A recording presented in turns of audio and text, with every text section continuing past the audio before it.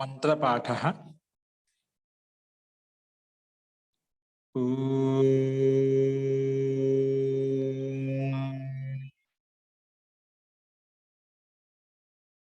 सहनाववतु सहनौ भुनक्तु सह वीर्यं करवावहै तेजस्विनावधीतमस्तु मा विद्विषावहै। ओम शांति शांति शांति।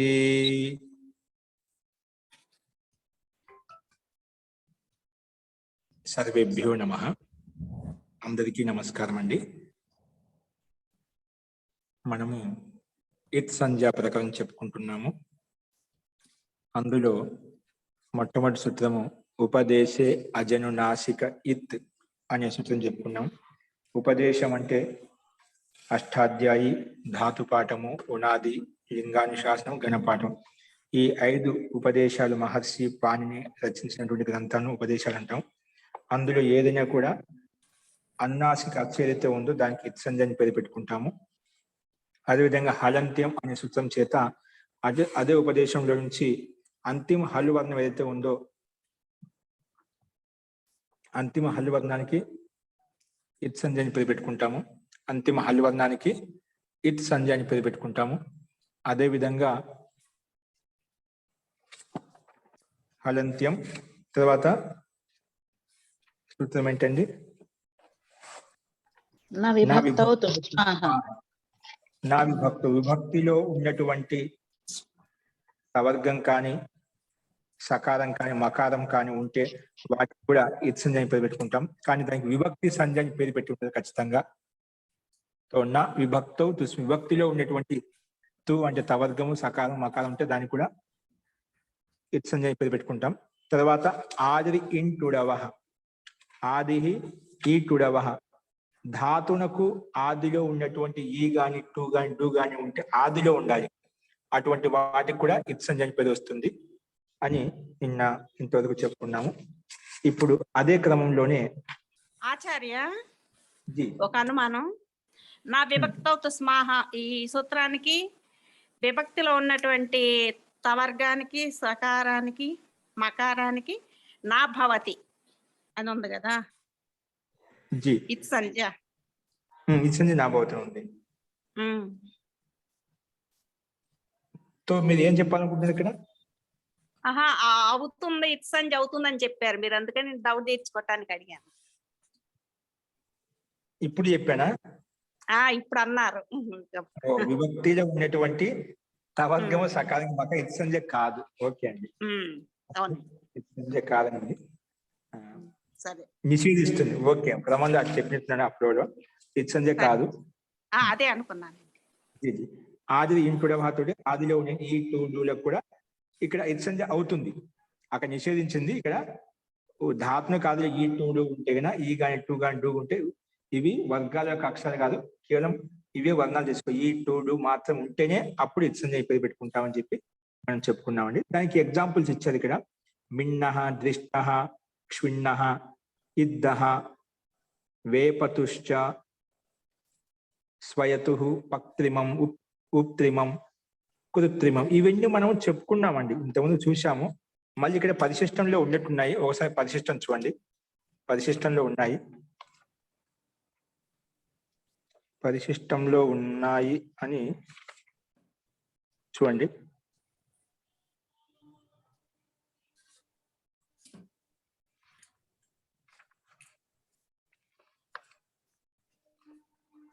ఓకే అండి,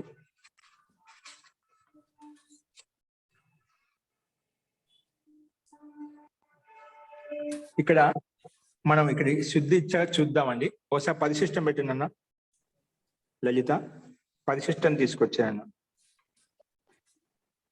ఇక్కడ చూడండి, ఇమిద స్నేహనే కొంచెం అభ్యాసం కోసం ఇక్కడ రూపసిద్ధులు ఇచ్చాడు. ఆది ఇంటుడవహలో ముంద ఇమిద అనే ధాతువుకి మనకు ఇత్ సంజ్ఞ అయితే అవుతుంది, ఇబ్బంది లేదు. కాదు మిన్నః శబ్దం ఎలా తయారైంది అది చూద్దాం. పేజ్ నెంబర్ ఎంత మహోదయ? పేజ్ నెంబర్ 686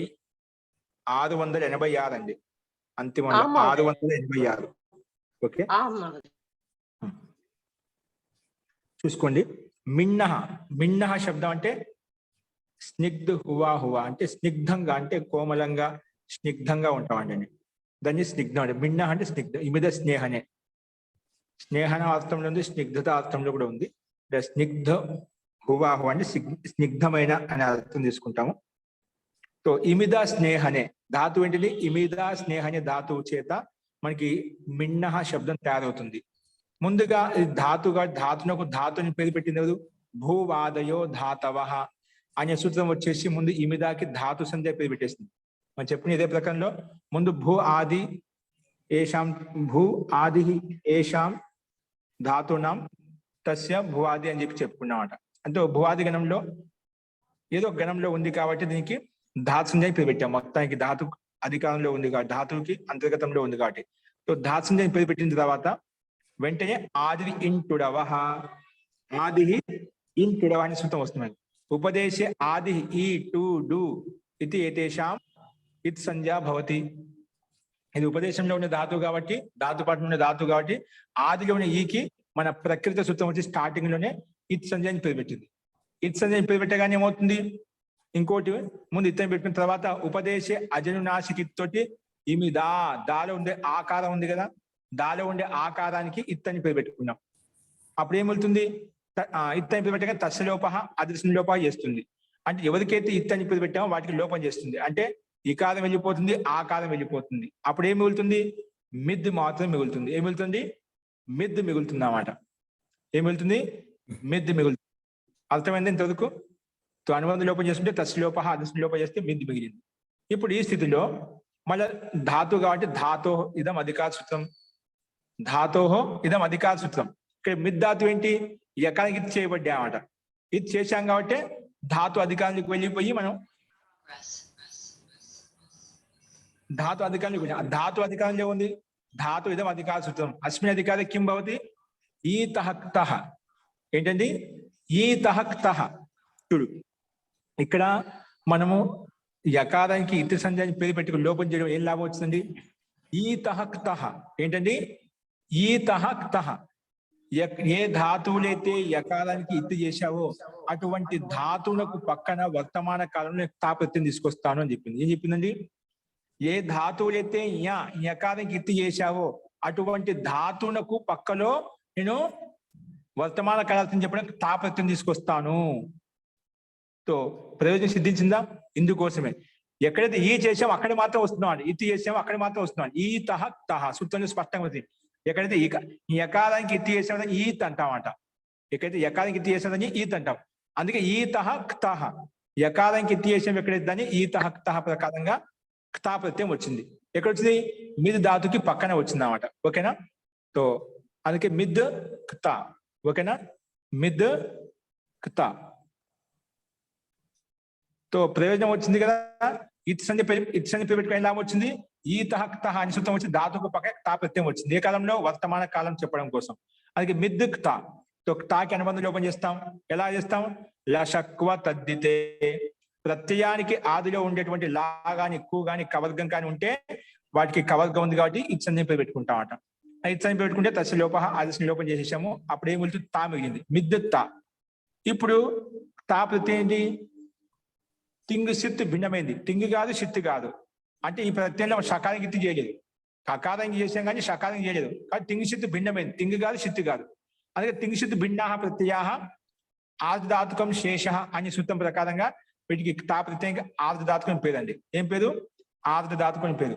ఆర్ధధాతుకం పేరు పెట్టాం కాబట్టి ఆర్ధధాతు కస్యేడు వలాదేహి. ఆర్ధధాతు కస్యేడు వలాదేహి. ఎవరికైతే ఆర్ధధాతుకని పేరు పెట్టామో ఆ ఆర్ధధాతు ప్రత్యయానికి ఇట్ ఆగమంగా వస్తుంది అని చెప్పింది ఈ సూత్రం. అక్కడ ఆర్ధధాతుకం శేష ఇవ్వలేదు, తెలుసుగా డైరెక్ట్ గా రాసేసాం.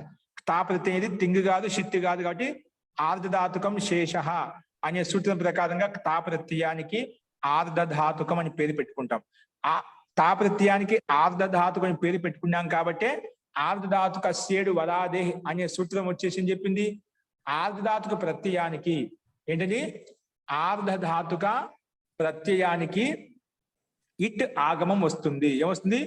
ఇట్ ఆగమంగా వస్తుంది అని చెప్పింది. ఏమొస్తుందండి? ఇట్ ఆగమంగా వస్తుంది. తో ఇట్ ఆగమం ఎక్కడ వస్తుంది? ఆద్యంతో టకితో ప్రత్యయానికి ఆగమంగా వస్తుంది చెప్పావు. కానీ ప్రత్యయానికి ఆదిలో వస్తుందా, మధ్యలో వస్తుందా, అంతిమంలో వస్తుంది? ఎక్కడ వస్తుంది? దాని నిర్ణయం కోసం ఆద్యంతో టకితో అనే నియమం ప్రకారం ఇది కూడా ఇవ్వలేదు. ఆద్యంతో టకితో నియమం ప్రకారంగా ఆదిలో వచ్చి కూర్చుంటుంది అన్నమాట. ఎక్కడ కూర్చుంటుంది? ఆదిలో వచ్చి కూర్చుంది. కానీ వెంటనే ఆది తశ్చ ఏ సూత్రం అండి? 7వ అధ్యాయంలో ఉంది. ఇది వచ్చి తా ప్రత్యయానికి ముందు ఇట్ ఆగం వస్తుంది. ఎందుకంటే ఆర్ధాతుకు పేరు పెట్టేవాడు ఖచ్చితంగా ఆర్ధాతు కస్సేడు వల్ల అదే ఇటు తీసుకొస్తుంది. కానీ వెంటనే ఏం చెప్పింది? ఇటు వస్తుంటే తా ప్రత్యయానికి ముందు ఆది తశ్చ ఏది? 7:2:16 అండి. ఏంటండి? 7:2:16 వచ్చి ఏం చెప్పింది? ఏం చెప్పిందంటే ఆది తశ్చ ధాతులు నిష్ఠాయం ఇట్ ఆగమో నాభవతి. ఆది తశ్చ ధాతోహు ఏంటండి?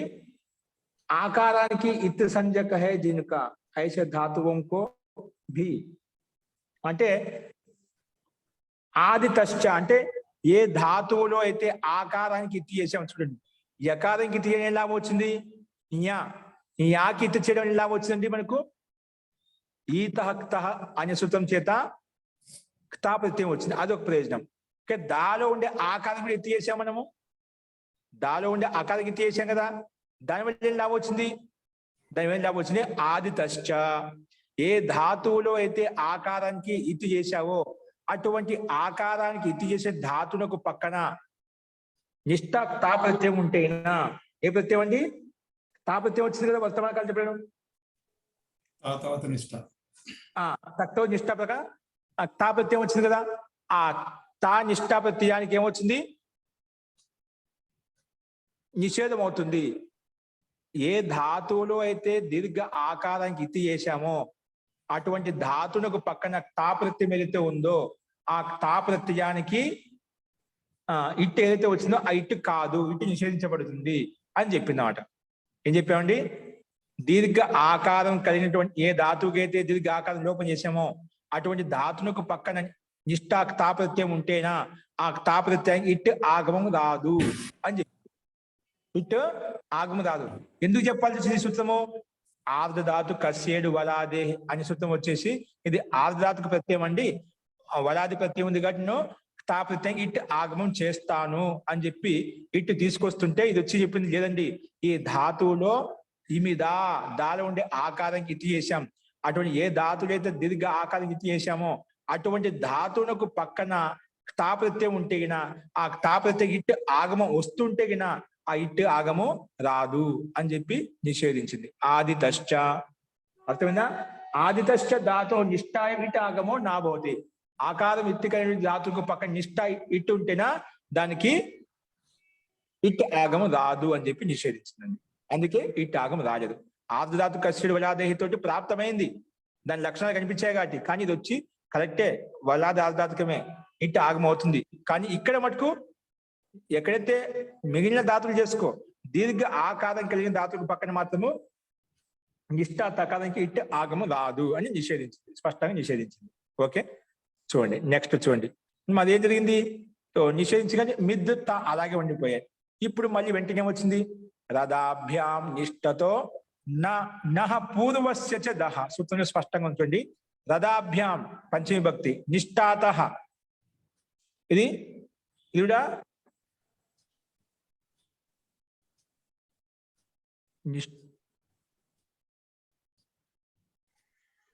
నిష్ఠాత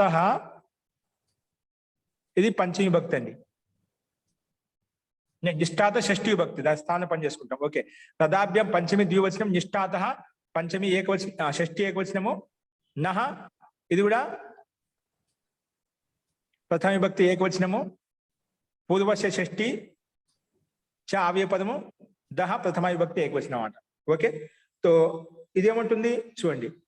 రథాభ్యం అంటే రకారానికి పక్కలో గాని దకారానికి పక్కలో గాని నిష్ఠా తకారం ఉంటే ఉందా? ఇక్కడ రకారానికి పక్కన ఉందా, దకారానికి పక్కన ఉందా?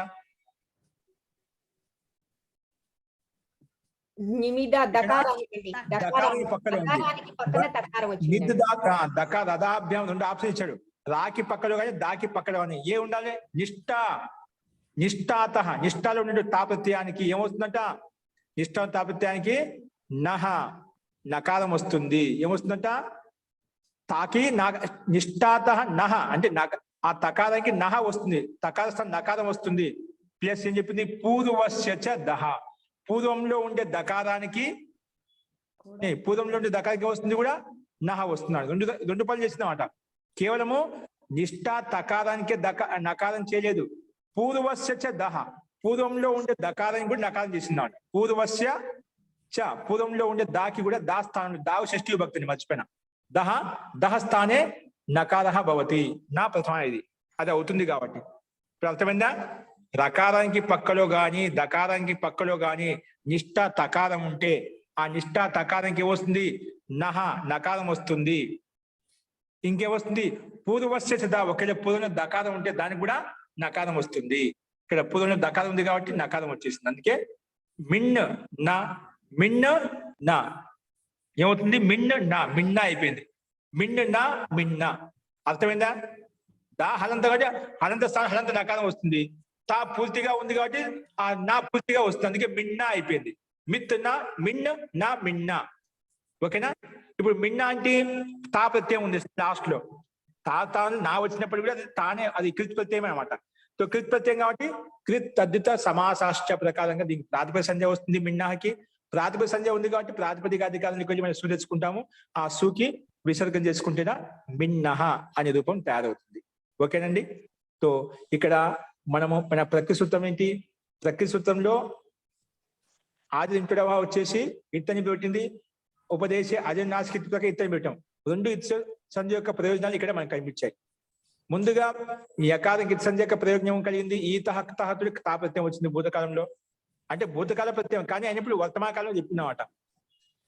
ఓకే, అక్కడ నిష్ఠా ప్రత్యమే. తక్తవతు నిష్ఠ, తాక్తవతికి నిష్ఠ అని పేరు పెట్టుకుంటాం అంట ఏదైనా కానీ. సరే, సో ఇక్కడేమొచ్చింది? వర్తమాన కాలంలో తా ప్రత్యయం వచ్చిందన్నమాట. అస్తు. తో ఇంకోటి ఆదితశ్చ, ఆదిధాతు కస్యడి వరాదే తోటి మనము ఇటు ప్రాప్తం అవుతుంటే ఆదితశ్చ వచ్చేసి, లేదంటే ఏ ధాతువులు అయితే దీర్ఘ ఆకారం ఇటు సంధి చేసుకుని లోపం చేశామో అటువంటి ధాతువులకు పక్కన నిష్ఠా తకారం ఉంటే కూడా దానికి కూడా ఇటు ఆగమం కాదు అని చెప్పి నిషేధించింది. అందుకే మనం ఏం చేసుకున్నామండి? ఇటు రాలేదు. మామూలుగా రథాభ్యాం నిష్ఠతో నా పూర్వస్య చ దహ ప్రకారంగా తాకి నా వేసాం, దాని ముందుండే దకారం కూడా నా చేసుకుంటే మిన్నా అయిపోయింది. మళ్ళీ దాని పక్కన కృదంత ప్రత్యయం కాబట్టి ప్రాతిపదికం ఉంది కాబట్టి సు తెచ్చుకొని విసర్గం చేసుకున్నాం. అందుకే మిన్నహ అనే రూపం సిద్ధించింది. అస్తు, ఇది స్పష్టమైందండి ఆచార్య? ఇక్కడ ఈతః తహ అనే సూత్రం చేత వర్తమాన కాలంలో తప్రత్యయం వస్తుంది కదా ఆచార్య. నిష్ఠ అనే సూత్రం ఏమో భూతకాలంలో తప్రత్యయం తీసుకొస్తుంది కదా ఆచార్య.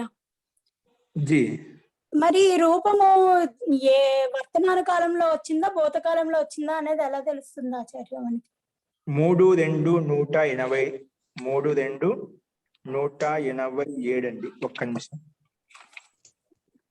మీది ప్రశ్న బాగానే వేశారు. 3-2-187.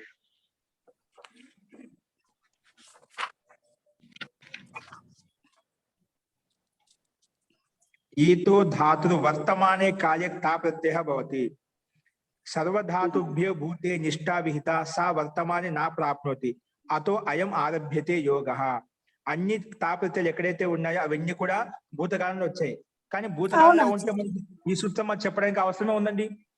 భూతే నిష్ఠ అంటే తాక్తవతి ప్రత్యయం నిష్ఠ అని పేరు పెట్టాము. అవునా? దాంతో ప్రాప్తమైన భూతే నిష్ఠ అంటే మనకు తాపత్యం వచ్చే నిష్ఠ అని చెప్పలేదు. ఈ తహక్తహ, ఎక్కడైతే ఏ ధాతులైతే యకారానికి ఇత్తి చేశామో అటువంటి ధాతువులకి పక్కనే మాత్రమే ఈ యకారం ఇత్తి చేసి అటువంటి ధాతువు పక్కనే మాత్రమే తాపత్యం వస్తుందన్నమాట. అంటే అటువంటి ధాతువులు వచ్చినప్పుడు మనం ఆ రూపాన్ని వర్తమాన కాలంలో వస్తుంది. అటువంటి ధాతువులు వచ్చిన వర్తమాన కాలంలో తాపత్యం వస్తుంది, నిష్ఠాపత్యం రాదు. అర్థమైంది ఆచార్య. అప్పుడు భూతకాలంలో రాదు ఆచార్య, వర్తమాన కాలంలో వస్తుంది. ఇక్కడ మనకు ఎక్కడ ఇచ్చారండి? నేను చదివేటప్పుడు ఆదితష్ట సూత్రం వచ్చింది కదా, అది అన్నిటికీ పనిచేస్తుంది. ఇటు ఉండకూడదు అని చెప్పింది కాబట్టి ఇది ఇటు వచ్చింది కాబట్టి అది నిష్ఠాపత్యమైన ఊరిక తాపత్యం చాలు ఏ కాలమైనా కూడా. అందుకే ఈ ఆదితష్ట వచ్చేసి నిషేధించింది అన్నమాట. ఓకేనా? అర్థమైంది. ఇది అందుకోసం ప్రారంభించి సర్వధాతుభ్యో భూతే నిష్ఠా విహిత. అన్ని ధాతుల్లో భూతక నిష్ఠాపత్యం విధించబడింది. అవును ఆచార్య. అన్ని ధాతుల్లో ఇక చూడండి స్లైడ్ మీద కనిపిస్తుంది చూడండి. ఈతో ధాతో అంటే ఎకానికి చేసే ధాతో వర్తమానే కాయ తా ప్రత్యయో భవతి. వర్తమాన కాలం తా ప్రత్యయం వస్తుంది అన్నమాట. ఎందుకు? సర్వధాతుభ్యో భూతే నిష్ఠా విహిత. ఎందుకంటే అన్ని ధాతులతోటి ప్రతి ఒక్క ధాతుతోటి భూతకాలం నిష్ఠా విధించబడింది. సా వర్తమాన నా ప్రాప్నోతి. అందుకే అన్ని ధాతులు పక్కన నిష్ఠా ప్రత్యయం భూతకాలంలో వస్తుంది. అంటే వర్తమాన కాలం రాదు కదా, అందుకే వర్తమాన నా ప్రాప్నోతి, వర్తమానకి ప్రాప్తం కాదు. అందుకోసమే అతో అయం ఆరభ్యతే యోగ. అందుకోసం ప్రాప్తం కాదు కాబట్టి విశేషంగా మహర్షి పాణిని ఈ తహక్త వర్తమాన కాలంలో తాపత్యం వస్తుంది, భూతకాలంలో కాదు. కానీ అది ఈ తహక్త యకారం ఇత్ అయినటువంటి ధాతుకి పక్కలో మాత్రమే వస్తుంది. ఇది విశిష్టమైన ఈ యా ఇత్ ఎస్ స ఇత్ అటువంటి ఇత్ ధాతుకి పక్కలో ఉన్నప్పుడు మాత్రమే వర్తమాన కాలంలో వస్తుంది. ఓకేనా? ఇప్పుడు అర్థమైంది మీకు ఒకటి ఆచార్య. ధన్యవాదాలు. విశిష్టమైన నియమం తెలిసింది. తాత్పత్యం భూతకాలంలో కాదు, వర్తమాన కాలంలో వస్తుంది. కానీ వర్తమాన కాలం వచ్చే ఏ కండిషన్ ఉంది? ఈ అకారం అవ్వాలి ఆచార్య. అప్పుడు మాత్రం వస్తుంది. ఓకేనా? అర్థమైంది ఆచార్య. ఇక్కడ ఏమి ఇచ్చాడు? ధన్యవాదాలు. ఆదితశ్చ చూడండి. ఆదితశ్చ ధాతు నిష్ఠాయాం ఈడ ఆగమో నాభవతి. నిష్ఠాయాం ఈడ ఆగమోతి. ఇక నిష్ఠా శబ్దం ఇచ్చాడు. నిష్ఠా ఇట్ ఆగమో నాభవతి. ఇది నిషేధించి ఆ కాలం స్పష్టంగా ఇచ్చాడు కూడా. ఆదిత ఆత్ ఇత్ యస్య ఆదిత్. ఎక్కడైతే ఆ కాలం ఇత్ అయిపోయింది అటువంటి ధాతులకు పక్కలో కూడా నిష్ఠ పదైతే ఇట్ ఆగం నహి పోతా. ఇట్ అనే ఇట్ అని చెప్పాడు. నిష్ఠ కావచ్చు ఏదైనా కావచ్చు, ఇట్ ఉంది కదా. అవును ఆచార్య. కాబట్టి అంటే నిష్ఠ అయితే తక్తవతు నిష్ఠ అయితే పేరు వస్తుంది అన్నమాట. కానీ అవునా? వర్తమాన కాలంలో విశేషమైన నియమం ఆరంభించాడు కాబట్టి దోషం యుక్తం కాదు. ఓకే, అర్థమైంది ఆచార్య. చూడు అందుకే ఇక్కడ ధన్యవాదాలు. మనకు ఈ రకంగా రూపం సిద్ధించింది. వస్తున్న పరిశిష్టం మళ్ళీ తీసుకొచ్చే చూడండి. సో ఈ రకంగా మనం ఈ రూపసిద్ధి చూసామని. నెక్స్ట్ చూడండి, ఇది స్పష్టమైన అనుకుంటున్నాను. మనకు ఇత్సంజ అని పేరు పెట్టుకుని ఎలా వచ్చాయి మనకు రెండింటికి ప్రతి ఓకే. మనం ఏ పని చేసినా ప్రయోజనం కోరుకోవచ్చు. ఇట్టి సంధి చేసినా లోపం చేసినా ప్రయోజనం చేసినా ప్రయోజనం అనుద్దేశ్య మందోపి నా ప్రవర్తిత అన్నట్టుగా ఏ ప్రయోజనం లేకుండా ఏ పని చేసుకోవడం ప్రతిదీ ప్రయోజనపూర్వకంగానే ఉంటుంది అన్నమాట. అస్తు మహోదయ, రథాభ్యాం నిష్ణాతో నః పూర్వస్య చ దహ అనే సూత్రం దగ్గర మరి ఇక్కడ నిష్ఠాకే తాకో నా ఏవం పూర్వ దకార్ కో భి నా ఇక్కడ నిష్ఠా అని ఇచ్చాడుగా మహోదయ. జీ జీ జీ ఇక్కడ మళ్ళీ నిష్ఠా అని చెప్తున్నాడు. తాకి తవతుకి నిష్ఠ అవుతుంది పేరు సంజయ్ పెట్టి నామకరణం అవుతుంది. తాక్ తవతు నిష్ఠా సంజయకో భౌతికి నామకరణం చేస్తాం. తక్తవతు నిష్ఠా ప్రకారంగా నిష్ఠ వచ్చేస్తున్నాం అంట. నిష్ఠా పెట్టిన దానికి ఇబ్బంది లేదు. సంజయ్ నామకరణమే కదా, నామకరణమే. కానీ మనం ఆ నామకరణం చేస్తే మనం భూతకాన్ని ప్రతి తెచ్చుకోవడం లేదు. వాళ్ళకి అన్ని దానితో తాపతి ఎక్కడ వచ్చినా మనకు అది భూతకాలం చెప్పి తెలిసిపోతుంది, ఎందుకంటే ఆ ప్రకారంలో ఉంది. కానీ ఇక్కడ విశిష్టమైన సూత్రంతో చెప్పుకుంటున్నాం కాబట్టి అందుకే నిష్ఠా ప్రత్యమైనటువంటి విశిష్టమైన ఈతాహక్త సూత్రం తీసుకొచ్చి అది నిష్ఠా ప్రత్యయం వర్తమాన కాలంలో వస్తుంది చెప్పి విశేషంగా చెప్పాల్సింది అనమాట. సూత్ర విశేషమే దీనికి వర్తమాన కాలం గుర్తిస్తుంది. సరే మహోదయ, అర్థమైంది. ఓకేనండి. సూత్రం చెప్పబడింది కాబట్టి నిష్ఠా ఇచ్చింది అనమాట. ఓకేనా? అది కేవలం నామకరణం వరకే కదా, కానీ ప్రత్యేక విధానం విశిష్టమైన సూత్రం ద్వారా చెప్పబడింది కాబట్టి దోషయుక్తం కాదు. సరే మహోదయ. సో ఇలాగే ఈ దృశ నెక్స్ట్. ఓకే అండి. ఈ దృశ అనే ధాతు చేత ఈ దృశ ఈ ధాతు పైన చెప్పిన విధంగానే ఇక్కడ కూడా దృశ్య ధాతు అనుబంధంలో చేస్తాం. ఈకి ఆది ఇంపుడవహ షాలో ఉండే ఆకి ఉపదేశ అజనునాశకి ఇత్తు ఏం మిగులుతుంది? దృశ్యం మిగులుతుంది. దృశ్యం ఇక్కడ యకాల ఇత్యేశం కాబట్టి ఇక్కడ ఈతహ తహ అనే సూత్రం ప్రకారంగా ఈతహ తహ అనే సూత్రం ప్రకారంగా ఏమొస్తుంది? తా ప్రత్యయం వస్తుంది. తాకు అనుబంధం లోపం చేస్తాం లక్షకవత ప్రకారంగా అప్పుడు ఏమవుతుంది? తా మిగులుతుంది. దృశ్యత సేమ్ ఇక్కడ కూడా ఈటాగం ఆర్ధాతుకం శేష ఆర్ధాతు సంజ ఉంది. తాకి ఆర్ధాతు కస్యేడు వలాద ఆర్ధాతు కస్యేడు వలాదేహి తోటి ఈటాగం ప్రాప్తం అవుతుంటే ఆదితశ్చ వచ్చేసి నిషేధిస్తుంది. ఇక్కడ ఆక లోపం చేశాం కాబట్టి ఇప్పుడు సామాన్యంగా రథాభ్యం నిష్ఠతో నహ పూర్వస్య చ ప్రకారంగా తకారానికి ముందునే ఇక్కడ ముందు తకారం ఇక తకారానికి మాత్రమే ఏమవుతుందండి? ఇక్కడ రథాభ్యం నిష్ఠతో నా పూర్వస్య సిద్ధ వస్తుందా? వస్తుంది. దృశ్యతాలో ఉంది కదా, దృశ్యత రాదా ఆచార్య? వస్తుంది చెప్పారని మీరు రాదంటున్నారు. వారిని అడిగింది వస్తుంది ఆచార్య. సూత్రం వేరే ఇచ్చారు కదా. టునాస్టు వస్తుంది. అదేమిటి రథాభ్యం ఉంటుంది. రకారానికి పక్కలో కానీ దకారానికి పక్కలో కానీ ఇక్కడ రా ఉందా దా ఉందా ఏం లేదు, దృశ్యం ఉంది. రకారం లేదు దకారం లేదు, అంతిమే ఉంది షకారం ఉంది అనమాట. కాబట్టి ఆ సూత్రమే రాదు. మొదటి కండిషన్ లేదు, రకారం ఉండాలి దకారం ఉండాలి. ఓకేనా? తాయితే ఉంది, ముందు కండిషన్ ఉండాలి కదా, ఒక కండిషన్ సరిపోదు. రేపానికి లేదా దకారానికి పక్కన నిష్ఠ నకారం ఉండాలి. ఓన్లీ నకారం సరిపోదు, ఓన్లీ రేపం ఉంటే సరిపోదు, రెండు ఉండాలి అనమాట. అప్పుడే ఆ తకారం నకారం అవుతుంది, మళ్ళీ ముందుండి దకారం నకారం చేసుకుంటారు. రెండు కండిషన్స్ ఉంటే అప్పుడే అవుతుంది. అసలు ఇక్కడ లేదు కాబట్టి ఆ సూత్రం రాదు. సామాన్యంగా స్టునాష్టు అనే సూత్రం ప్రకారంగా, స్టునాష్టు అనే సూత్రం ప్రకారం ఏమవుతుందండి, దకారానికి పక్కలో క్షమ్యతం షకారానికి పక్కలో కానీ టవర్గానికి పక్కలో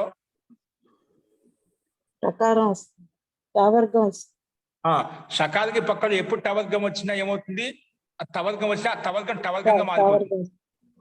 షకారానికి పక్కన టవర్గానికి పక్కన టవర్గం అంటే ఏమవుతుంది, అది టవర్గం టవర్గంగా మారిపోతుంది. షకారానికి పక్కన టవర్గం ఉంది కాబట్టి టవర్గానికి టవర్గం వచ్చింది. టవర్గం యొక్క ఎన్నో అక్షరము, టవర్గం యొక్క రెండో అక్షరం కాబట్టి టవర్గం యొక్క మొదటి అక్షరం కాబట్టి మొదటి అక్షరం స్థానంలో మొదటి అక్షరం టా వచ్చిందండి. టవర్గానికి టకారం వచ్చింది, అందుకే టా అయిపోయింది. తవకం టాగా మారిపోయింది. దృష్ట ఓకేనా, దృష్ట అయిపోయింది. డీట్ అంటే మొండివాడు అని చెప్తాం తెలుగులో మనం. ఢీట్, ఈ అబ్బాయి చాలా ఢీట్ అండి, చాలా మొండివాడండి, అలాగా ఢీట్. ఓకే అస్తు. దృష్ట శబ్దం తయారైంది ఏమన్నా స్టునాష్టు ప్రకారంగా స్తుత్వ సంధి చేస్తేనా దృష్ట అనే రూపం సిద్ధిస్తుందండి. ఓకేనా? పక్కన సు తెచ్చుకుంటాము. ఇక్కడ ప్రాతిపదికం అనేది ఉంది కాబట్టి తాపత్యము ప్రత్యయం కదా, ప్రాతిపదిక సంధ్య సు, దానికి విసర్గం చేసుకుంటే దృష్ట అనే రూపం మనకు సిద్ధిస్తుంది. ఓకే అస్తు అండి. సో అదేవిధంగా ఈ క్షిద ధాతుతో ఏమవుతుంది, సేమ్ ఇదే విధంగా అండి. ఇక్కడ క్షిధాతు ఏ ధాతు అండి, క్షిధాతు. ఇక్కడ ఈ ఉంది, ఈ క్షిద ధాతుడు కాదు, ఈ ఉంది కదా, ఆది ఇంటుడవహ. ఇక్కడ దా ఉంది, దాలో ఉపదేశ అజన్యాస్కిత్ చేస్తే ఏమిళ్తుంది, అనుమతులు చేస్తే మొత్తం రెండింటికి క్షిద్ మిగులుతుంది. ఏమిళ్తుంది, క్షిద్. ఇక్కడ ఇత్ అయింది కాబట్టి ఈతహక్త వస్తుంది. ఎక్కడైతే యకార వ్యత్యాసం వెంటనేది ఆ ధాతుకు పక్కన ఈతహక్త వచ్చి వర్తమాన కాలంలో మనకు ఈ ప్రత్యయం తీసుకొస్తుందండి, తాపత్యం వచ్చేస్తుంది. అందుకే ఇక్కడ తా వచ్చేసింది, అనుబంధ లోపం చేస్తాం, తా మిగులుతుంది. ఇక్కడైనా మళ్ళీ ఆధాత్మకం పేరు పెట్టుకుంటాము, ఆధాత్మిక అశ్రేణి బలాదేహతో ఇటు ప్రాప్తం అవుతుంది. మళ్ళీ ఆది దశ వచ్చేసి ఇటు నిషేధిస్తుంది. అప్పుడు సామాన్యంగా ఇక్కడ కూడా, ఎందుకంటే ఇక్కడ ఏమొస్తుంది, క్షుద్ ధాతుకి పక్కన ఏముందండి, నకారం ఉంది. కాబట్టి ఇక్కడ స్టునాష్టు వస్తుంది, తదాభ్య నిష్ఠతో నా పూర్వస్య సిద్ధ వస్తుందా, క్షుద్ ధాతు నిష్ఠతో వస్తుందా? రథాభ్యం, ఎందుకంటే రా కానీ దా కానీ ఉండాలి. ఇక్కడ క్షుద్ ధాతు దా ఉంది కదా, దా ఉంది కాబట్టి దకారంకి పక్కలో ఏమొస్తుంది, తా ఉంది కాబట్టి రథాభ్యం నిష్ఠతో నా పూర్వస్య సిద్ధ ప్రకారంగా దకారానికి పక్కన ఉండే నిష్ఠ తకారానికి నకారం చేస్తాను, దకారానికి పక్కన ఉండే నిష్ఠ తకారానికి నకారం చేస్తాను, ప్లస్ ముందుండే పూర్వస్య దహ, పూర్వంలో ఉండే దకారానికి నకారం చేస్తాను. అందుకే ఏమైపోయింది, క్షిన్న అయిపోయింది, క్షిన్న.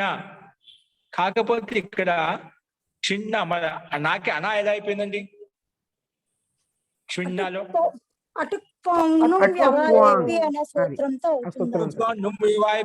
రావాలంటే ఏమొస్తుందండి, ముందు రేపు ఉండ సకాలం లేదు కదా. ఎక్కడ శ్వీలో షకార కకారాలు కదా ఆచార్య.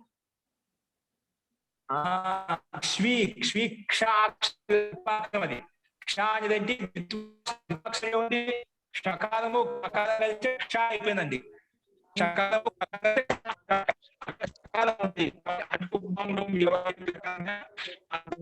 మోదయ సరిగా వినపడడం లేదు, మోదయ వినపడడం లేదు మోదయ సరిగా.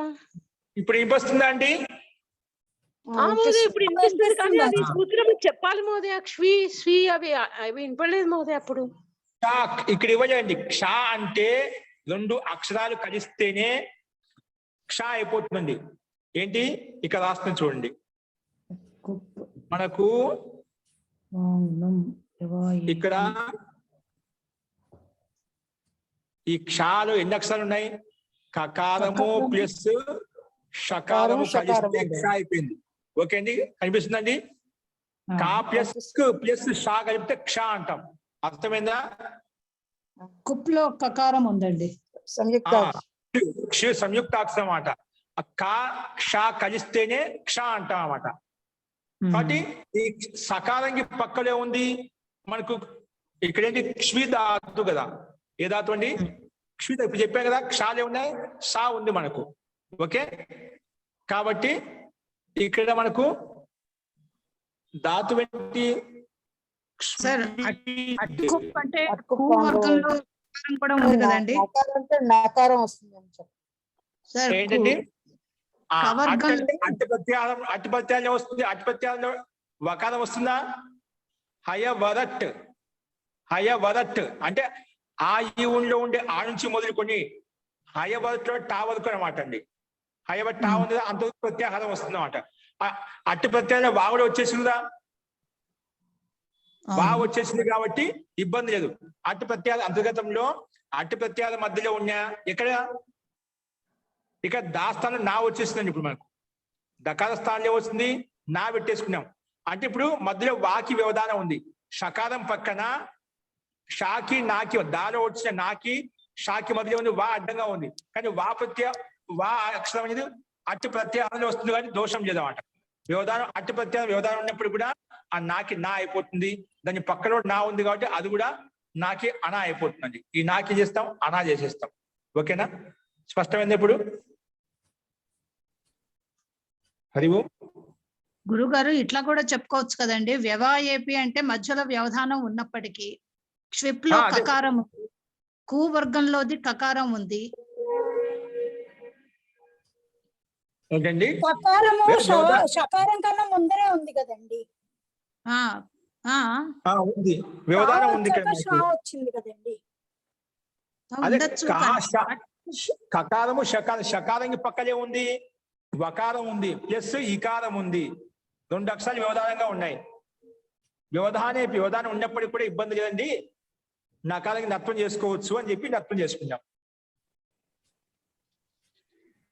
అర్థమైందండి? సార్ దేనికి వ్యవధానం ఉంది మళ్ళీ ఒకసారి చెప్పరా? వకారానికి ఈకారానికి వ్యవధానం ఉంది కదా.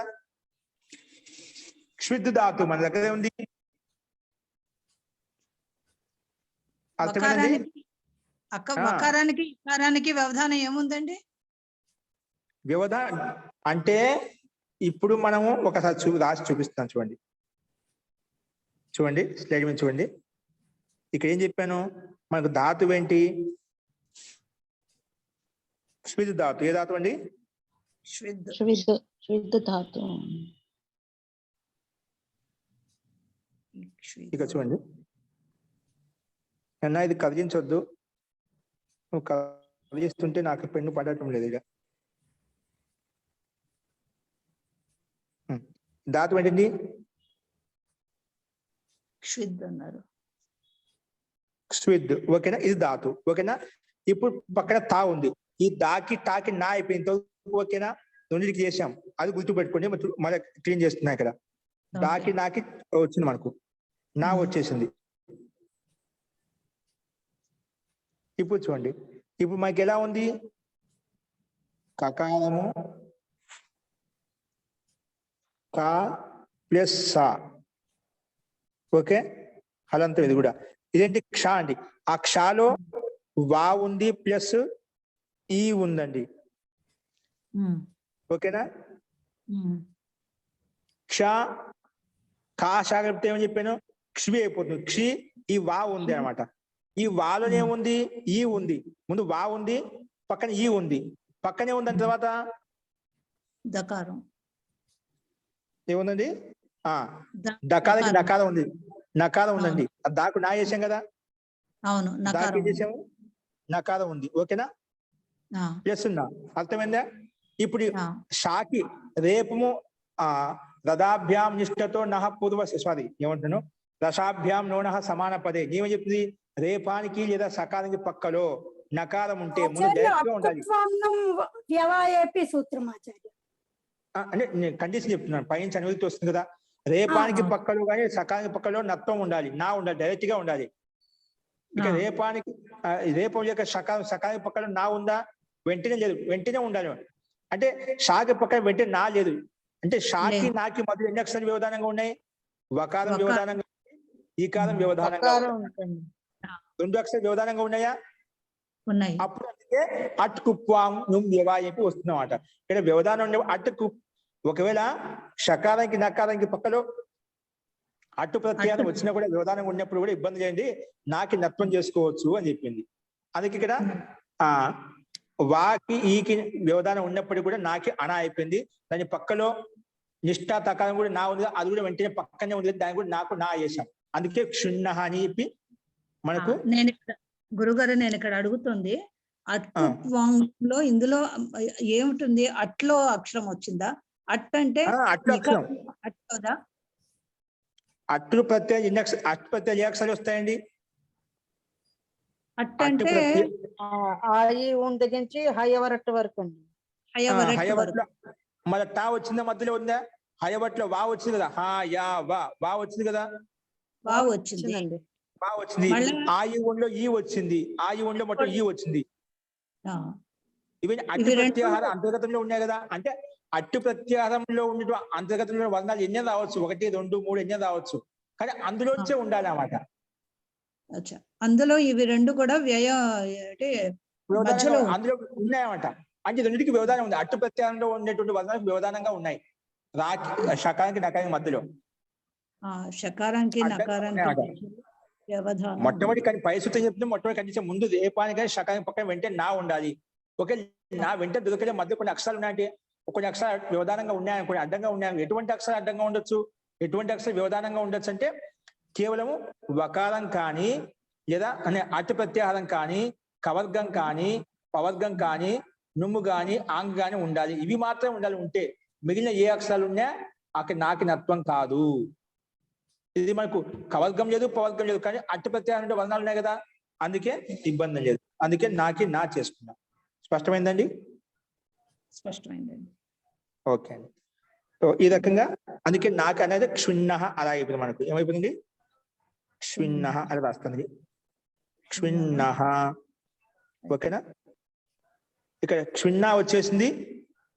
నా తకాలం యొక్క నకారం పూర్తిగా ఉంది కాబట్టి నా పూర్తిగా వస్తుందన్నమాట. నా పూర్తిగా వస్తుంది కాబట్టి క్షుణ్ణ ఉంటుంది అన్నమాట. ఏముంటుంది? క్షుణ్ణ తెచ్చుకొని సూకు విసర్జన తీసుకుని క్షుణ్ణ రూపం తయారైంది. ఓకేనా? క్షుణ్ణ. స్నిగ్ధ. ఓకే, క్షుణ్ణ ఇలా వస్తుంది. ఓకేనా? ఓకే అండి. క్షుణ్ణ అంటే స్నిగ్ధ. క్షుణ్ణ అంటే ఇక్కడ అర్థం భిన్న భిన్నంగా ఉండొచ్చు. ఇక్కడ క్షుణ్ణ అనేది ఇమిద అర్థం చెప్పుకున్నాము. క్షుణ్ణ ధాతుకి క్విద్ ధాతుకి ముందు చెప్పుకున్నాము. ఈ దృశ ప్రగల్భే దుష్టత అర్థంలో ఈ క్షుద దానికి భిన్న అర్థం చెప్పుకున్నాం. ఓకే, అస్తు. సో క్షిద్ ధాతుకి చెప్పినాం. క్షుణ్ణ దీని అర్థం చెప్పలే. ఇది కూడా అంటే భిన్న అర్థము, అది దీని అర్థం ఇవ్వలేదు ఇక్కడ. మళ్ళీ చూద్దామండి. సో ఈ రకం క్షుణ్ణ అంటే నష్టం కావడం అనే అర్థంలో షాయద్ ఉండదు. ఇక్కడ ఇచ్చాడు కదా క్షుణ్ణ అంటే స్నిగ్ధ హువా హువా. క్షుణ్ణ అన్న కూడా స్నిగ్ధత్వం కలిగినటువంటి పదార్థం ఏదైనా కానీ దాన్ని తీసుకోవచ్చు. ఓకే, వర్తమాన కాలంలో అంటే మనకి భూతకాలం తీసుకో అంటే స్నిగ్ధంగా ఉన్నటువంటి అది ఏదైనా కావచ్చు, పదార్థం, ద్రవ్య పదార్థం ఏదైనా కావచ్చు. ఓకే, సో ఆ రకంగా అర్థం తీసుకోవాలి. సో ఈ రకంగా అట్కుప్పాంగం యువాయి ప్రకారం అర్థం అయిపోయింది. స్టునాష్టు ప్రకారంగా మళ్ళీ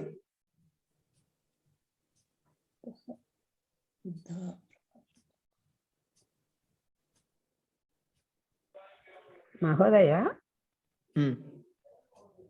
ఈ హిందీలో స్నిగ్ధ హువా హువా అని 2 సార్లు ఎందుకు చెప్పారు మహోదయ? స్నిగ్ధ హువా హువా అయినటువంటి దాన్ని మనం అదే అర్థం చెప్పడం ఒకసారి చేసేసినటువంటి స్నేహం చేసేసినట్టు. చేసినటువంటి, చేసిన 2 పదాలు వచ్చినాయి. చేసినటువంటి చెప్పచ్చు, చేసేసినటువంటి ఎందుకు అంటున్నాం?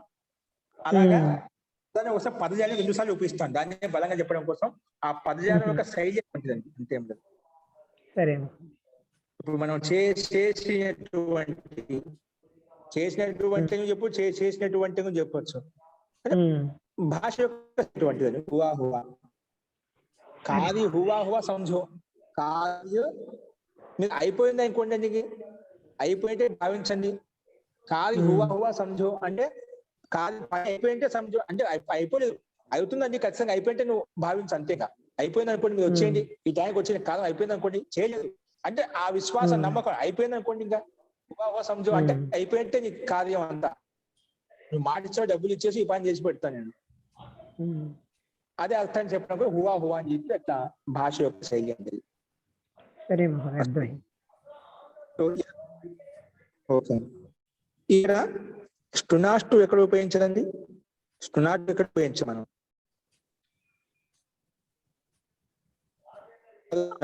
ఇక్కడ ఆచార్య రెండో నకారానికి నత్వం అయింది. రెండో నకారానికి తప్రత్యయంలో నకారానికి ఆచార్య. కాబట్టి ఇక్కడ మనం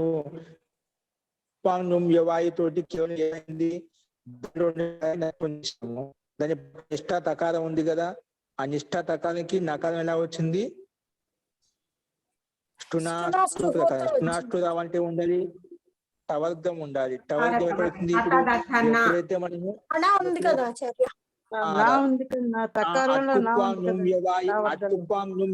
చూడండి, అట్కుప్వాంగ్ నుమ్ యవాయేపి తోటి ఎప్పుడైతే సామాన్య నకారానికి అనా చేశామో, అనా చేస్తే టవర్గం యొక్క టవర్గం వచ్చేసిందా? టవర్గానికి పక్కన టవర్గం ఉంటే ఏమవుతుంది? ఆ టవర్గము టవర్గంగా మారిపోతుంది. ఆ టవర్గం ఏమవుతుంది? టవర్గంగా మారిపోయింది అన్నమాట. ఓకేనా? అది ఎప్పుడైతే నత్వం చేస్తామో, నత్వం చేసిన తర్వాత స్టునాస్టు వచ్చిందండి. అంటే స్టునాస్టు రావడానికి నిమిత్తం అట్కుపాంగ్ నుమ్ యవాయేపి వచ్చేసేపటి నాకు సామాన్య అనా చేసేసరికి టవర్గం యొక్క అక్షరం వచ్చింది. టవర్గం ఎన్నో అక్షరం ఇది? టవర్గం యొక్క పంచమాక్షరం. పంచమాక్షరం పక్కన ఉంటే దాని పక్కన ఉండే టవర్గం ఎన్ని అక్షరం రావాలి? అప్పుడు పంచమాక్షరంలోకి వచ్చేసింది.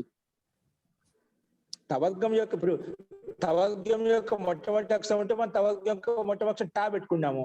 కానీ టవర్గం యొక్క పంచమాక్షరం ఉంది కాబట్టి ఆ టవర్గం కూడా పంచమాక్షరం యొక్క టవర్గం కూడా ఆ టవర్గం యొక్క పంచమాక్షరం పెట్టుకుంటాం. అందుకే టాటా టాటా అనానే పెట్టుకుంటాం. టవర్గం స్థానంలో అనా వచ్చేసింది అన్నమాట. టవర్గంలో ఎన్నో అక్షరం అయితే ఉంటుందో, ఏం చెప్పాను? టవర్గంలో టవర్గంలో టాటా టాటా టవర్గంలో ఎన్నో అక్షరం అయితే ఉంటుందో, టవర్గంలో కూడా అన్ని అక్షరం వస్తుంది అన్నమాట. టవర్గంలో కూడా అన్ని అక్షరం. ఇప్పుడు టవర్గం మొట్టమొదటి అక్షరం కదా, టవర్గం యొక్క మొట్టమొదటి అక్షరం పెట్టుకోకూడదు. టవర్గంలో ఎన్నో అక్షరం ఉంది? 5వ అక్షరం ఉంది కాబట్టి టవర్గంలో ఉండే అక్షరం కూడా 5వ అక్షరం వచ్చేస్తుంది. మార్పు టవర్గంలో ఉండే అక్షరాన్ని మార్చేసి టవర్గం యొక్క అణా పెట్టేశాము. అర్థమైంది కదా? ఇది పంచమాక్షరం కాబట్టి కూడా పంచమాక్షరం వచ్చేసింది టవర్గం కూడా. అది గుర్తుపెట్టుకోండి. వర్గం యొక్క ఎన్నో అక్షరం అయితే ఉంటుందో అన్నో అక్షరంలో మార్పు వస్తుంది టవర్గంలో. అక్కడ పైన మనము దృష్టలో మొట్టమొదటి అక్షరం కాబట్టి టవర్గం యొక్క మొట్టమొదటి టవర్గం టా పెట్టేస్తాం అన్నమాట. ఓకే, అలా ప్రయత్నం అదే దేశ సమానం ప్రకారంగా అలా వస్తాయండి. సో ఈ రకంగా మనం నత్వం చేసామండి. అలాగే ఇద్ధ ఇచ్చాడు ఒకటి. ఏమిచ్చాండి? ఇద్ధ అంటే ఏమిటి? ప్రకాశితు హువా, ప్రకాశితమైనటువంటి. ఏంటిది?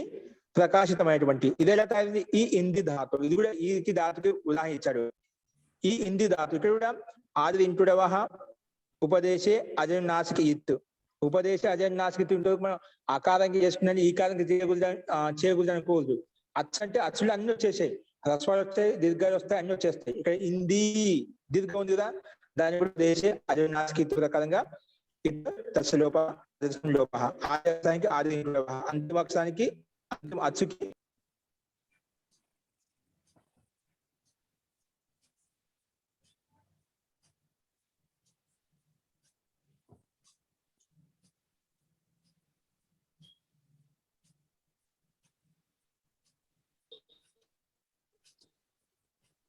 ఓకే. ఏం మిగిలిందండి? ఇందు మిగిలింది అన్నమాట. ఏం మిగిలింది?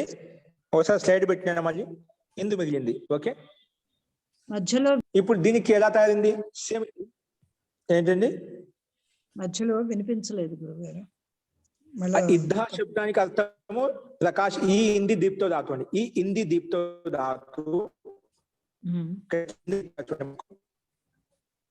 ఇక్కడ గమనించండి.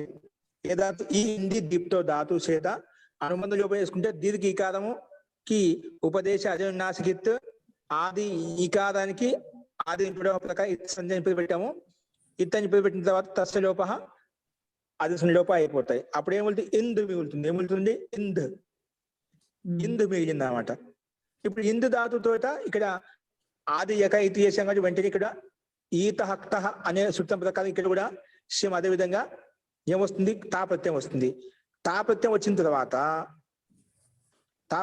తర్వాత తాకే ఆర్ధాత సంజయ్ ఇప్పుడు పెట్టుకుంటాం. ఏం పెట్టుకున్నది ఆర్ధాతకం శేష ప్రకారం. ఎందుకంటే తిని సిద్ధి భిన్నమైంది కదా. అవును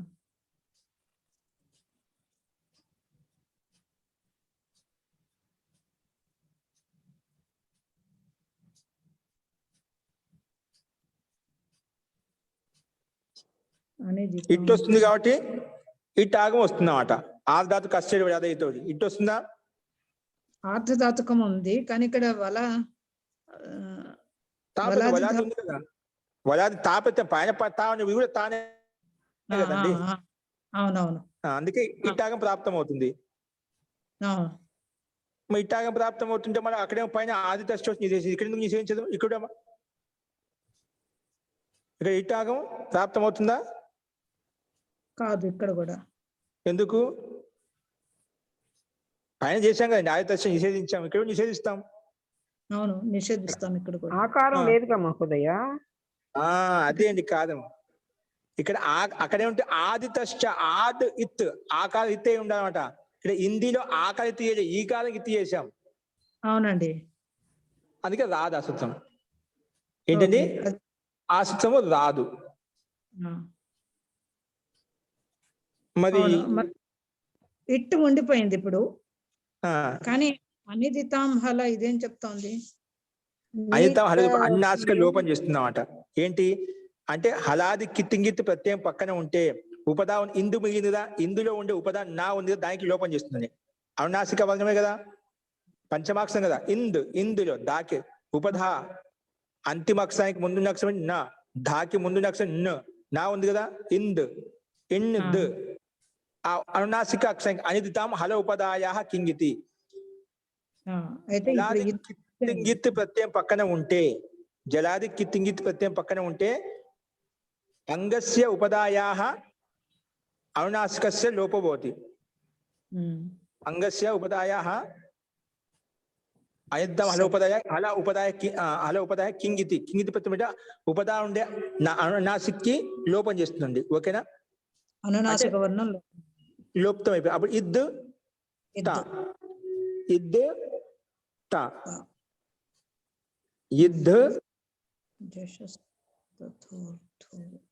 తా. ఇక్కడ మనకు ఇట్టు రాలేదు ఎందుకండి? ఇట్టు ఎందుకు రాదంటే ఇది ధాతు పాఠంలో మహర్షి పాణి ఏం చెప్పా అంటే ఇది అనిటి ధాతు అని చెప్పాను. ఏం చెప్పండి? అనిటి ధాతు. ఈ ధాతుకు ఇట్టు రాదు. ఎందుకు? ఏకాచ ఉపదేశను దాత్తాత్ ప్రకారం నిషేధించబడుతుంది సామాన్యంగా. ఏ ప్రకారం అండి? ఏకాచ ఉపదేశను దాత్తాత్. ఏ ధాతువులో అయితే ఒకటే అచ్చు ఉంటుందో, ఇక్కడ 2 అచ్చులు ఉన్నాయి కానీ ఏకాచ ధాతు లేదు. కానీ ఇక్కడ ఏంటి? అనిట్ ధాతు అండి. ఇది అనిట్ ధాతు కాబట్టి ఇటు ప్రాప్తం కాలేదు. ఉన్నప్పటికీ కూడా షడ్ ధాతు అయితేనే ఈ సూత్రం ప్రకారం వస్తుంది. అనిట్ ధాతు కాబట్టి రాలేదు ఇక్కడ. ఓకేనా? అందుకే ఇక్కడ ఇటు చూపించలేదు మనం. లేదంటే ఏకాచ ఉపదేశం దాత అనుబంధం లోపం చేస్తే ఒకటే అచ్చు మిగిలింది కదా, కాబట్టి దాంతో నిషేధిస్తాం. నాకు తెలిసి ఇక్కడ అనిల్ ధాతు కాబట్టి రాదు కాబట్టి మనకు ఇట్టాగం కనిపిస్తుంది. అందుకే ఇద్దు అయిపోయింది. అన్నాసిక లోపం ఇద్దు ఉంది. ఇద్దు ప్లస్ తా. దానికి జలాం జస్ జసి అనే సూత్రం ప్రకారంగా నిష్ఠా తకారానికి ఏదైతే ఉందో ఆ తాకి ఏం చేస్తామండి? ఆ తాకి ధా చేస్తాం. జలాం జస్ జసి, జల్లుల స్థానంలో జస్ వస్తుంది ఎప్పుడు జసి పక్కన ఉంటే. జల్లు ఏంటి? ఇద్దులో ఉండే తాకు ధా అవుతున్నమాట. ఎలా అండి? ముందు జసస్తతోర్ధోధ ఒక సూత్రం ఉంది, దానిపైన జసస్తతోర్ధోధ జస్ ప్రత్యాహారానికి పక్కన ఉండేటువంటి తకారం గాని ధకారం గాని ఉంటే దానికి ధకారం అవుతుంది. ఇక్కడ జస్ ప్రత్యాహారం ఏంటండి? ద జస్ ప్రత్యాహారం వస్తుంది. ఆ జస్ ప్రత్యాహారానికి పక్కన తకారం ఉంది కాబట్టి జసస్తతోర్ తకారము థకారం ఉంటే దానికి ధకారం అవుతున్నమాట. తకారం లేదా ధకారం ఉంటే దానికి ధకారం అవుతుంది. ఓకే, అందుకే తకారానికి దకారం చేశామండి. ఏం చేసామండి? తకారమునకు దకారం చేశామన్నమాట. ఓకేనా? అందుకే ఏమైంది? ఇద్ ధ ఇద్ ధ. జలాం జషి మహోదయ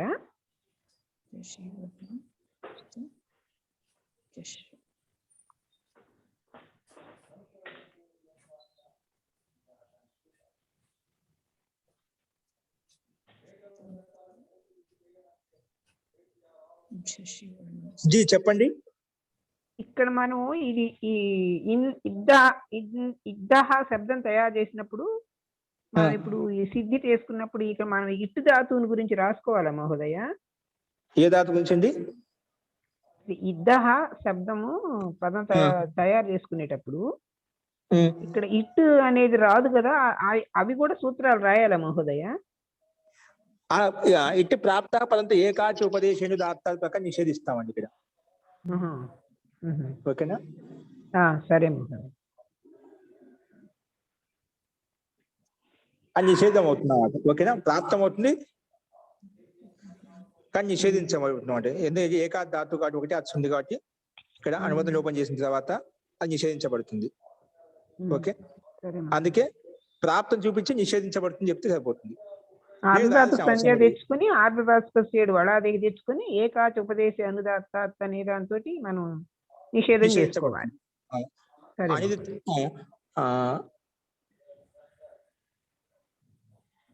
దీని ఏమంటే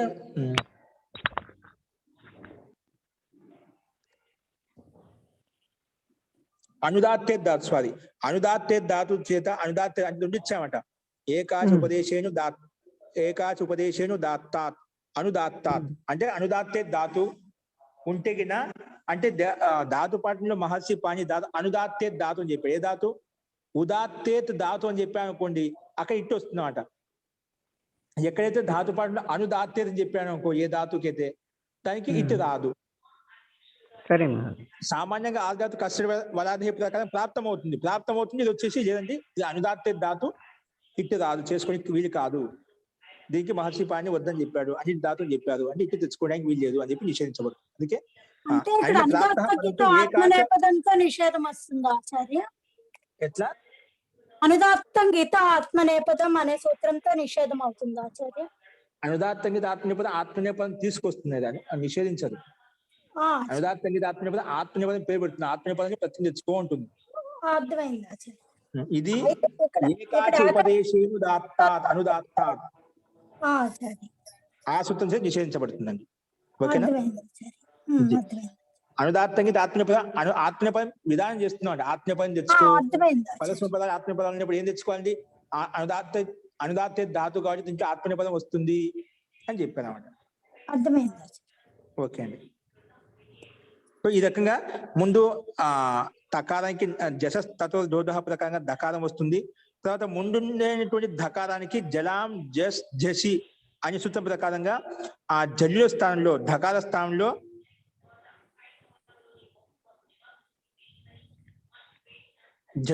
జస్ వస్తుంది. అంటే ముందున్న ధా స్థానంలో జస్ వస్తుంది. అంటే అదే వర్గం యొక్క మూడో అక్షరం వస్తుందండి. అదే వర్గం యొక్క మూడో అక్షరం. ధాకి మూడో అక్షరం ఏంటి? సామాన్య దకారం వస్తుంది అన్నమాట. ముందున్నే ఒత్తు ధా మహాప్రాణానికి అల్ప ప్రాణము సామాన్య దకారం వచ్చేస్తుంది. తర్వాత దాని పక్కన ఒత్తు ధా ఎలాగో ఉంది, దకార స్థానంలో దకారం చేసుకున్నాం కదా, జసస్తతో దోధ అనే సూత్రం ప్రకారంగా. అప్పుడు రెండు కలిపితే ఇద్ధ అయిపోయింది అన్నమాట. ఇద్ ధ ఇక్కడ ఇచ్చాడండి. ముందు తాకు ధా పోకర్ అంటే అయ్యి, ఇద్ ధా రహ. ఇప్పుడు రెండు ధాలు వచ్చేసాయి. ఒక తకారానికి ధా వచ్చేసింది, ఇందు ఆల్రెడీ దాలో ఒకటి ముందు నుంచే ఉంది ఆ దకారం. ఆ ముందున్న దకారానికి జలాం జస్ జసి అని సూత్రం ప్రకారంగా జల్యుల స్థానంలో అంటే ధకార సామాన్య స్థానంలో దకారం. అదే వర్గం యొక్క 3వ అక్షరం వచ్చింది, అందుకే సామాన్య దకారం వచ్చేసింది, అందుకే ఇద్ధ అయిపోయింది. మళ్ళీ ఇది ప్రాతిపదికం కాబట్టి ప్రాతిపదిక అధికారంలో సు తెచ్చుకుంటాం, సుకి విచలిక చేసుకుంటే అప్పుడు ఇద్ధ అనే రూపం మనకు సిద్ధిస్తుంది. ఓకేనా, అర్థమైందండి? అర్థమైందండి. ఓకే అండి. సో ఈ రకంగా మనము ఇంతవరకు ఇవి కొన్ని రూపసిద్ధి మీకు స్పష్టమైంది అనుకుంటాను, ఇంతవరకు చూసామండి. నెక్స్ట్ ఇంకా కొన్ని ఉన్నాయి, అవి రేపు చూద్దామండి. నెక్స్ట్ సూత్రాలు రేపు చూద్దాం. అంటే ఆల్రెడీ ముందు చెప్పుకున్నాం, ఇక్కడ ఇంకా స్పష్టంగా ఉంటాయి. ఇక్కడ ఎందుకంటే ఒకసారి చెప్పుకున్నట్టు ఇదే రూపాలు ఇంకా మళ్ళీ మళ్ళీ రావండి మనకు. ఇక్కడ అలాగా చెప్పుకుని చెప్పి ఇక్కడ పూర్వం చూసుకోని చెప్పి వదిలేస్తారు అన్నమాట. అంటే మనకు అర్థం చేసుకుంటే మనకి చూడాల్సిన అవసరం లేదు. ఈ ధాతు కాబట్టి ఇమిదాలో ఈకారం చేసామని ఈత హక్తో వచ్చి తాపత్యం చేసింది, ఆదితష్ట నిట్టు నిషేధిస్తుంది, ఎందుకంటే ఆకారం చేసామని ఇవన్నీ మనకు ఆటోమేటిక్ ఒక స్ట్రక్చర్ అంటే ఒక నమూనా అంటూ మనకు మస్తిష్కంలో అది పూర్తిగా మనకు అర్థమైపోతుందండి, ఫిట్ అయిపోతుంది అన్నమాట, కూర్చుంటుంది మనకు అర్థమైపోతుంది చేయంగా. ఓకే, అందుకే ఒకసారి మళ్ళీ చెప్పుకుంటాం, రివిజన్ చేసుకుంటాం. మీకు చెప్పేటప్పుడు ఇక్కడ రూపం అర్థమవుతుంది, ఎలా వచ్చింది, ఎలా మార్పులు వచ్చాయి, ఏ విధంగా మార్పులు, అది మీకు అర్థం కావాలి ముఖ్యంగా అండి. సూత్రము సూత్రార్థం ఏం చేసింది, ఎలా మార్పులు వచ్చాయి, అది మీకు అర్థమవుతుంది అందరికి. చెప్పేటప్పుడు రూపసిద్ధి మనకు అర్థమై కాదు, ఏ సూత్రంలో ఎలా మార్పులు వచ్చాయి అదే గమనించాలి. చాలా మంది సూత్రాలు గుర్తు లేకపోయినా పర్వాలేదు, దాని గురించి బాధపడితే అవి ఆటోమేటిక్ వచ్చేస్తాయి. కానీ చెప్పినప్పుడు ఇక్కడ ఏదైతే సూత్రాలు వచ్చాయో, ఈ సూత్రం ఈ పని చేసింది, ఈ సూత్రం ఈ పని చేసింది, ఈ సూత్రం ఇది పని చేసింది, దీనివల్ల ఇది మార్పులు వచ్చాయి, అది ప్రతిదీ కండిషన్ ప్రకారం వచ్చిందండి. ఊరికే ఏది పడితే తెచ్చుకోలేదు కదా. దీని యొక్క లక్షణాలు ఉంటే ఇది వస్తుంది, దీని యొక్క లక్షణం ఉంటే ఇది వస్తుంది అన్నమాట. ఇప్పుడు మనం ఏం చేసాము, అట్కుప్పాంగ్ నుమ్ యవా ఏపిసోడ్ నత్తం చేసేకి దాని యొక్క లక్షణం కనిపించింది. ఏ దానికి లక్షణము, స్టునాస్టుకు లక్షణం కనిపించింది అన్నమాట. పోయి తవర్గానికి పక్కన టవర్గం ఎప్పుడు ఉంది, అది వెంటనే టవర్గంగా మారిపోతుంది. స్టునాస్టు అందుకే వచ్చేసి వెంకటి ఆ పని చేసేసింది అన్నమాట. ఆ రకంగా మనకు క్షుణ్ణ రూపం కూడా తయారైంది అన్నమాట. ఈ రకంగా ప్రతిదీ ఒక కండిషన్, ఒక దాయత్వం ఉంటుంది, ఒక లక్షణం ఉంటుంది. ఆ లక్షణానుగుణంగా మనకు ఇక్కడ మార్పులు వస్తూ ఉంటాయి. అది అందుకే సూత్రము అవకాశం ఉన్నప్పుడల్లా మీకు పుస్తకాలు ఉన్న వాళ్ళు చాలా మందికి ఉన్నాయి, అవి కూడా ఓపెన్ చేసి చూస్తుండండి. ఇక్కడ పెడుతున్నాము, కొన్ని అన్ని పెట్టాము. ఇక్కడ సాధ్యమైనంత వరకు ఏవైతే కొత్త సూత్రాలు ఉంటాయో పెట్టడానికి ప్రయత్నం చేస్తూ ఉంటాము. వాటి పుస్తకాలు ఉన్న వాళ్ళతో ఒకసారి మళ్ళీ ఓపెన్ చేసి చెప్పిన తర్వాత లేదు చెప్పడానికి ముందు కూడా తయారు చేసుకోవచ్చిన అర్థమైనా కాకుండా ఒకసారి చూసుకొని వస్తే ఇప్పుడు చెప్పేటప్పుడు బాగా అర్థం అవుతుంది. లేదంటే చెప్పిన తర్వాత మళ్ళీ ఒకసారి చూసుకుంటే కూడా అర్థం అవుతుంది అన్నమాట. ఒకసారి చూసుకుంటూ ఉండండి అవకాశాన్ని బట్టి. సో చాలా ఉపయోగపడతాయి ఇవి. మనకు ఎంత పర్ఫెక్ట్ గా ఉన్నాయంటే రాబోయే కాశిక మహాభాష్యం బాగా సులభంగా ఉంటాయండి. లేదంటే మనం అప్పుడు కూడా కాశిక అనే విషయం చెప్పినాం, అప్పుడే చెప్తాడు అక్కడ మనం ప్రథమోత్తులు చెప్పుకున్నాం కానీ అక్కడ ఇది ఈ సూత్రం ప్రకారంగా చెప్పి అక్కడ ఊరిక సంకేతం ఇస్తుంటావాడ, అక్కడ ఇలా చెప్పుకున్నారు, అక్కడ అన్ని చెప్పుకున్నట్టుగా మాట్లాడుతున్నావాడ. అక్కడ విజయం అంటూ ఉండేదన్నమాట. డైరెక్ట్ గా వెళ్ళి చెప్పేసుకుంటూ మాట్లాడుకుంటూ పోతామన్నమాట. ఇంకా మహాభాష్యం చెప్తే ఇంకా దాంట్లో ఇంకా తర్క వ్యతిరేకం చేసుకుంటూ వెళ్తామన్నమాట. ఇప్పుడు మన హలంత్య సూత్రం చూసామన్నమాట. హలంత్యం సూత్రం ఉంటేనే హలి ప్రత్యాహారం తయారవుతుంది, హలి ప్రత్యాహారం ఉంటేనే హలంత్య సూత్రం తయారవుతుంది. అలాగా ఎందుకు వచ్చింది, అది చేయొచ్చు కదా, ఇది చేయొచ్చు కదా అని చెప్పి రకరకాల ప్రశ్నలు పూర్వపక్షి ఉత్తరపక్షి అలా సమాధానం ఉంటుంది. వాటిని అన్నింటినీ అర్థం చేసుకోవాలంటే మనకు ఇది కొంచెం పర్ఫెక్ట్ గా ఉండాలి. వాటి ప్రయత్నం చేస్తూ ఉండండి, కంటిన్యూ ఇలా చేస్తూ ఉంటే అర్థం అవుతుందండి. అస్తు మంత్ర పాఠ. నెక్స్ట్ ఏమనంటే రేపు చూద్దామండి.